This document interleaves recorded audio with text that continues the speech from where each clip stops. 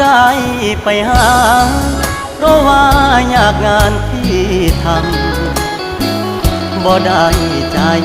ดำยังกึดนำตัวน้องคือเก่าบ่ได้เปลี่ยนไปหัวใจอ้ายยังห่วงเจ้าบ่ได้ปล่อยให้เงาเสาร์อาทิตย์ติดงานโอทีได้แต่โทรหาน้องคงจะไม่ว่ากันบ่เคยเปลี่ยนพันสัญญาหักมันคนดีบ่ได้กักมีกิ๊กบ่ได้หลีกสัญญาที่มีย้อนงานยุ่งอีหลี